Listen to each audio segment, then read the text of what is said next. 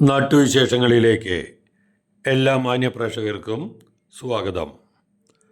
Palakkad taluk union സപ്തതി വർഷ ആഘോഷങ്ങളുടെ ഭാഗമായി സദ്ഗമയ പുതുശ്ശേരി മേഖലാ സമ്മേളനത്തിൽ പങ്കെടുക്കാൻ വളരെ നേരത്തെ തന്നെ അംഗങ്ങളുടെ പ്രവാഹമായിരുന്നു.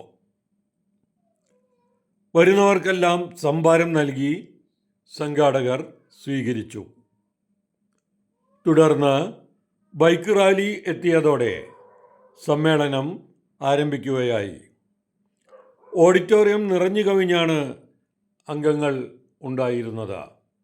ബാൽക്കണി നിറഞ്ഞു കവിഞ്ഞു, ഓഡിറ്റോറിയം കഴിഞ്ഞു, പുറത്തും നിറയെ അംഗങ്ങൾ ഉണ്ടായിരുന്നു എന്നുള്ളതാണ്. ഈ സംഘടനയോടുള്ള വിശ്വാസവും സ്നേഹവും ആണെന്ന് നാം എടുത്തു പറയേണ്ടിയിരിക്കുന്നു. ഇത്രയധികം അംഗങ്ങൾ ഉണ്ടായിട്ടും യോഗ നടപടികൾ ആരംഭിച്ചതോടെ വളരെ അച്ചടക്കത്തോടെയായിരുന്നു പ്രഭാഷണങ്ങൾ കേട്ടിരുന്നത്. നമുക്ക് യോഗത്തിലേക്ക് കടക്കാം.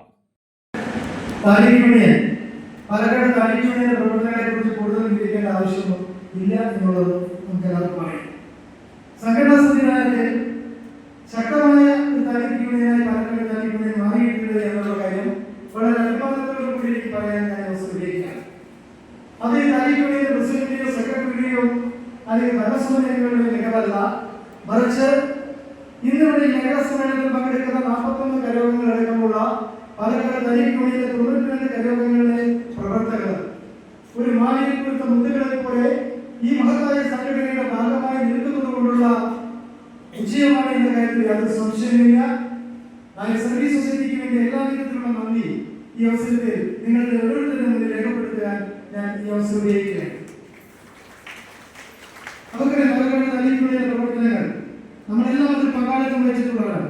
2023 നടന്ന മഹാസമ്മേളനം പാലക്കാട് കോട്ടമൈതാനത്ത് 2 മാസങ്ങൾ നീണ്ടു നിന്ന പ്രവർത്തനങ്ങളുമായി കാർമാലിയും മോട്ടോർ സൈക്കിൾ റാലിയും അടക്കമുള്ള വിളംബര ജാഥകൾ അടക്കമുള്ള പ്രവർത്തനങ്ങളുമായി നടന്ന് നവംബർ 23-ാം തീയതി കോട്ടമൈതാനത്ത് 10,000-ലേറെ സമുദായങ്ങളെ പങ്കെടുപ്പിച്ചുകൊണ്ട് ആദരണീയനായ നായർ സർവീസ് ജനറൽ സെക്രട്ടറി പങ്കെടുത്ത മഹത്തായ സമ്മേളനം മനത്തായ ലേഖനപത്രം സമർപ്പിച്ചുകൊണ്ട് ദേവാലയ സങ്കല്പത്തിലേക്ക് നമ്മുടെ യൂണിയൻ മാറിയ സന്ദർഭം നമ്മളെല്ലാം അതിന് സാക്ഷ്യം വഹിച്ചവരാണ്.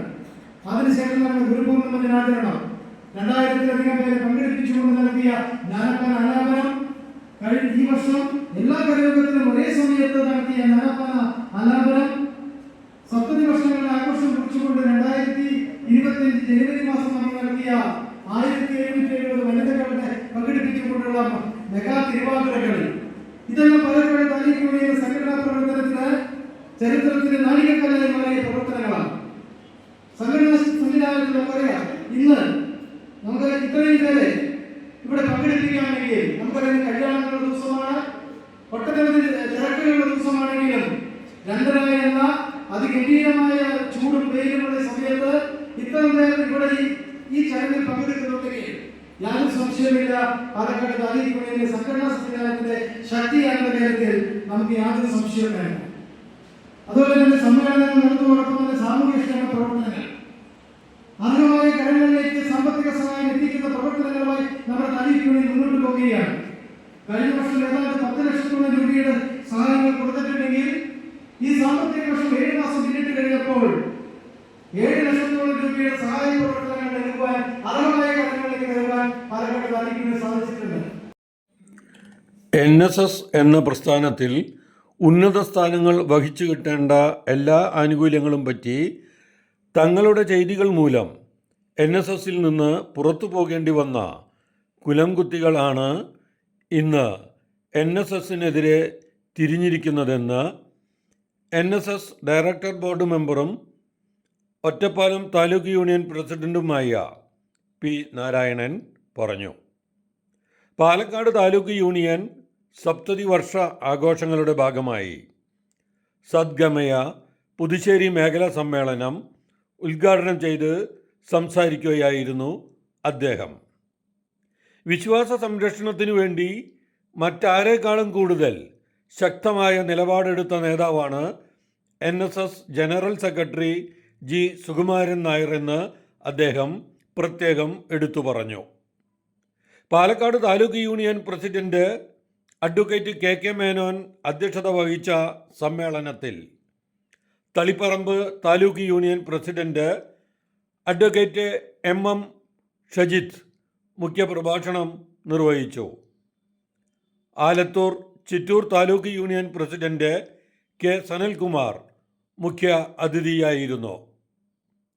Union secretary N Krishnakumar, vice president K Sivanandan, വനിതാ union president J Baby Sreekala, union ഭാരവാഹികളായ advocate Mohandas Palat, R Sreekumar, R Babu Suresh, P Santhosh Kumar, V Rajmohan, A Aji, K Pradeep Kumar, Ramesh Allath, Balakrishnan Koottala, K Nandakumar, M Valsakumar, V Jayaraj, CN Prasannakumar, KS Ashok Kumar, Anitha Shankar, Valsala Sreekumar, Valsala Prabhakar, P Parvathy, V Nalini, S Smitha, Sunitha Sivadas, Puthussery Karayogam president M Gopalan Nair,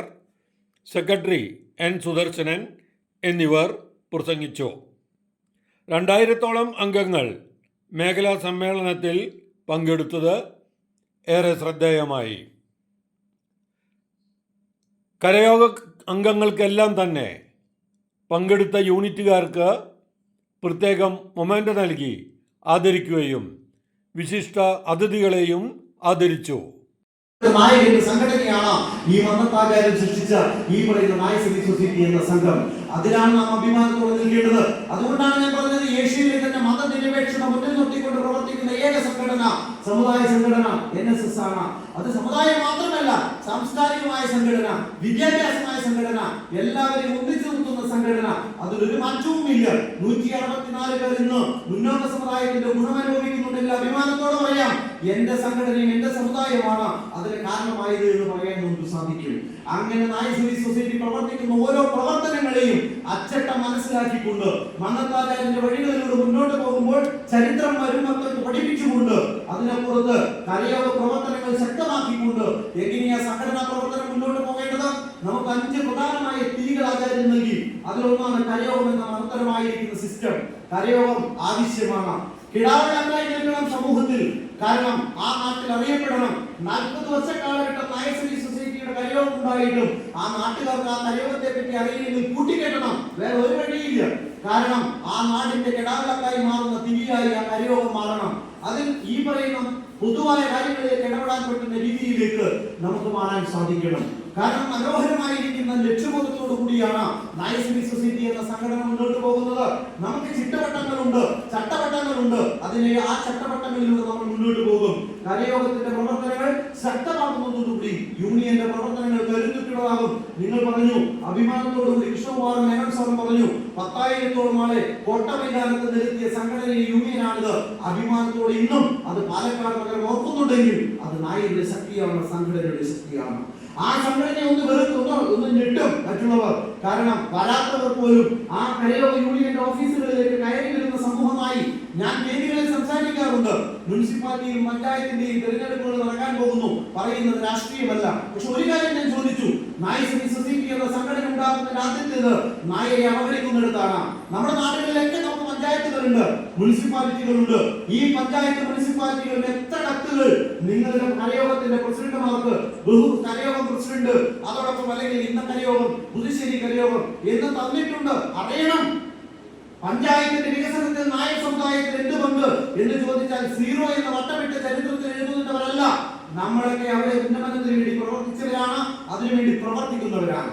അങ്ങനെ പ്രവർത്തിക്കുമ്പോൾ ഈ പറയുന്ന 10,000-കണക്കിന് ജനങ്ങളുള്ള പാലക്കാട് മുനിസിപ്പാലിറ്റി പാലക്കാട് നഗരസഭയിൽ എത്ര കത്തുകൾ നമുക്ക് തന്നു. നമ്മളെ വേണ്ടത്ര രീതിയിൽ നമ്മെ അനുമോദിച്ചിട്ടുണ്ട്, നമ്മളെ അംഗീകരിച്ചിട്ടുണ്ട്. നമ്മൾ അറിയണം, നമുക്ക് അംഗീകാരമില്ലാത്തിടത്ത് അംഗീകാരം നേടിയെടുക്കുവാൻ നായർ സമുദായത്തിന്റെ സമൂഹത്തിന് തികച്ചും വ്യത്യസ്തവും പുതുമയുമാർന്ന തിരുവാതിരക്കളിയായിരുന്നു സമ്മേളനത്തിൽ അരങ്ങേറിയത്.